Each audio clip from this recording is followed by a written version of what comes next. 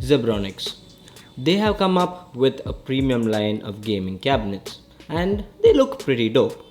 So today let's take a look at the Typhoon, which is the highest end mid-tower case. Will it be worth it? Let's find out.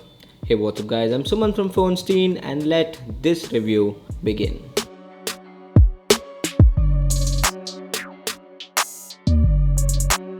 Now the case itself is slightly big for a mid-tower, but that is fine with me.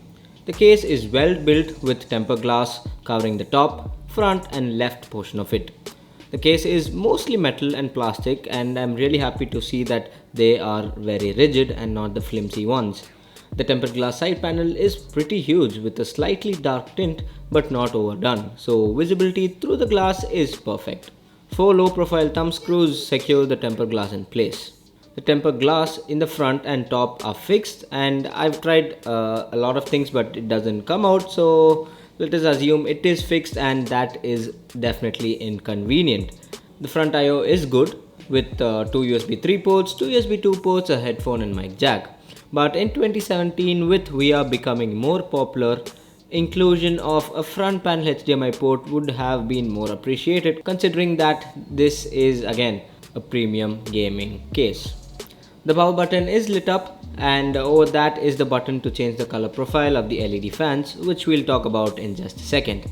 The Psu Shroud is again a welcome feature as it helps to hide the nasty cables, and especially if you have the ketchup and mustard type ones, I think this is really helpful. But I really hope that the Zebronics logo would have been backlit to give it a more premium look, and again another suggestion is that it could have been a little more smaller.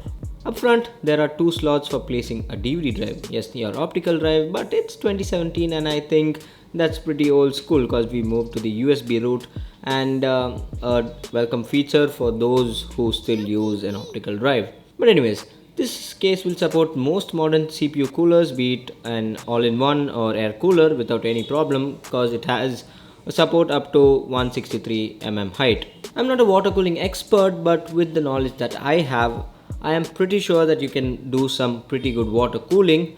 Moving on, the case comes with 5 120mm RGB LED fans with 2 placed up front and 2 on the top and 1 placed at the back. Now the configuration is like this: the front 2 pull in air, whereas the other 3, that is on the top and on the rear, push out air. So how efficient is that? I haven't noticed a drastic change, so there isn't a drastic drop in the system temps, but it is definitely a great improvement than my previous case, which was the Cooler Master Elite 431, which completely sucked. There's a universal fan hub at the rear where you can connect up to 10 fans and where you can control your fan speed, and again you have the button to control the LED lighting modes, and this thing is held up by a double-sided velcro strap. There are many color profiles to choose from, but sadly there's no software like say dedicated software to control the LEDs individually, so you can't individually light up, but there are many modes again which you can choose from. The case supports both ATX and micro ATX motherboards. The IO shield cutout at the back is a little too small because the IO shield doesn't perfectly snug into the opening, and I had a really tough time putting it in. Now the drive cage can be fitted with 2 hard drives and there are up to 3 SSD mounts. Now the position of the hard drive cage interferes with your power supply's position. Now let me explain that.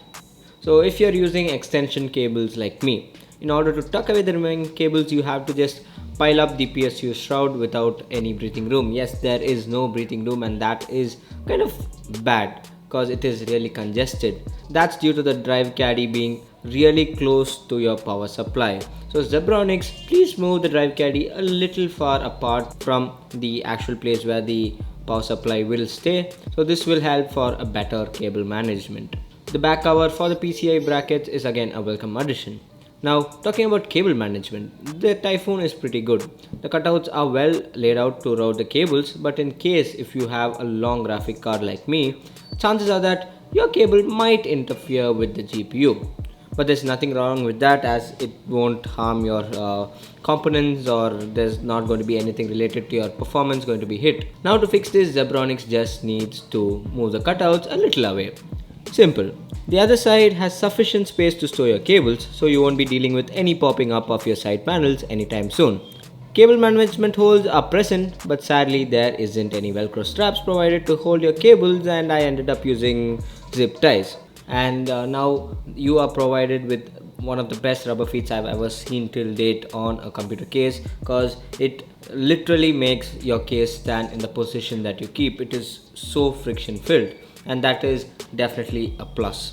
Now, this case so far has been really good and up to my expectations, with very minor improvements to be done. And how much are you paying for this beauty? This costs around 10,000 Indian rupees, and considering its competition like the Crystal series from Corsair, I think this case is definitely worth investing on if you're planning to build your next rig. And trust me, you won't be disappointed. A huge shout out to Zebronics for providing me with this review unit.